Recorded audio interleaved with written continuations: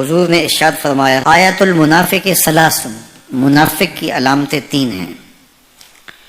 جس شخص کے اندر یہ علامات ہوں تو وہ اس نیت سے سنیں کہ آج ابھی اسی وقت میں یہ مصمم عزم کرتا ہوں کہ اپنے سے کھرچ دوں گا ان چیزوں کو، اور اپنے من کو، اپنے اندر کو، اپنے باطن کو ان غلاظتوں سے پاک کروں گا.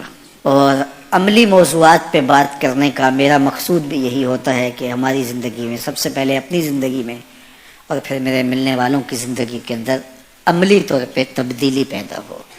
تو اس نیت کے ساتھ جب آپ سنیں گے تو اللہ برکت کرے گا. تو سنیے رسول رحمت نے ارشاد فرمایا صلی اللہ علیہ وآلہ وسلم نے کہ منافق کی نشانیاں 3 ہیں.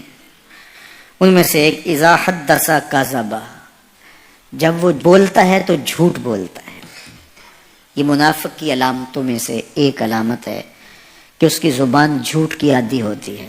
زندگی میں جھوٹ سے اپنے آپ کو بچائیں، یہ زہر قاتل ہے، اندر اجاڑ دیتا ہے، آپ کا معاشرے سے اعتبار ختم کر دیتا ہے اور آپ کی رسوائی کا سبب ہے. دوسرا ارشاد فرمایا وَإِذَا وَعَدَ أَخْلَفَ، جب وہ وعدہ کرتا ہے تو وعدہ خلافی کرتا ہے.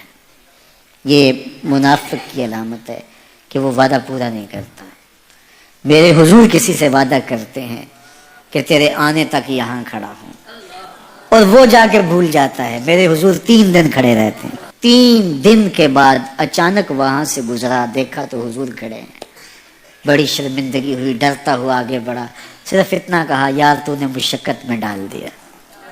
3 دن تک میرے حضور کھڑے. اور میں کہتا ہوں وہ تو 3 دن بعد واپس آ گیا.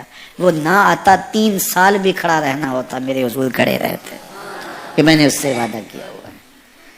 اور میں اور آپ دیکھیں کہ ہم کہاں کھڑے ہیں. ہم کسی سے وعدہ کریں، ہم خود وعدہ کرتے ہیں تمہیں 6 ماہ کے بعد پیسے دیں گے. وہ بیچارہ 6 ماہ کے بعد بھی جو ہے وہ 1 ماہ اور اوپر گزار لیتا ہے کہ چلو کوئی بات نہیں ہے، اور ہم اس کی موت کی دعا کر رہے ہیں یا اللہ فوت ہی ہو جائے تو اچھی بات ہے.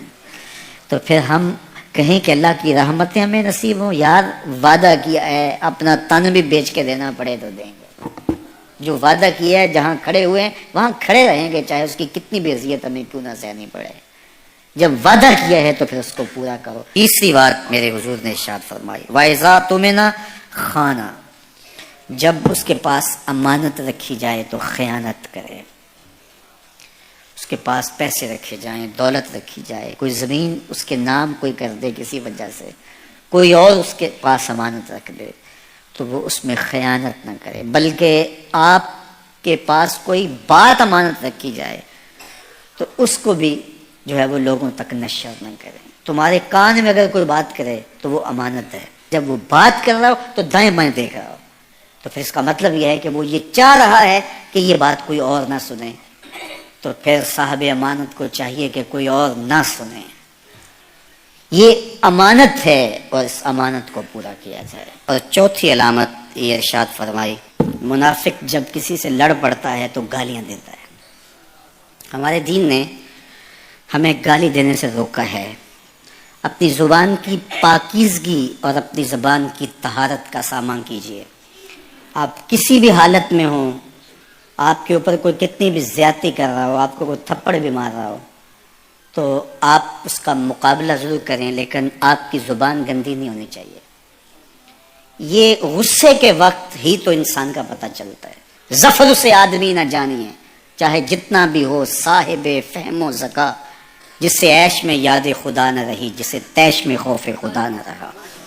عیش کی زندگی ہو یا تیش کی زندگی، خوشی کا مرحلہ ہو یا مرحلہ غم ہو، آپ دیکھو نارمل زندگی کے اندر تو آپ معتدل ہوں گے ہی ہوں گے، لیکن جب آپ کا بیلنس خراب ہوتا ہے خوشیوں کے وفور کی وجہ سے، اس وقت پتہ چلے گا. یہ ہے انسان کا امتحان، یہ ہے انسان کی آزمائش. منافق کی علامت بتائی گئی وَإِذَا خَاصَمَ فَجَرَ، جب وہ کسی سے لڑائی کرتا ہے تو پھر گالیاں بکنا شروع کر دیتا ہے. یہ منافقوں کی علامات میں سے ایک علامت ہے. جب وہ لڑتا ہے تو گالیاں بکتا ہے، جھوٹ بولتا ہے، امانت میں خیانت کرتا ہے، اور عہد کرے تو اس کی پاسبانی نہیں کرتا. اللہ ہمیں عہد کی پاسبانی کی توفیق دے.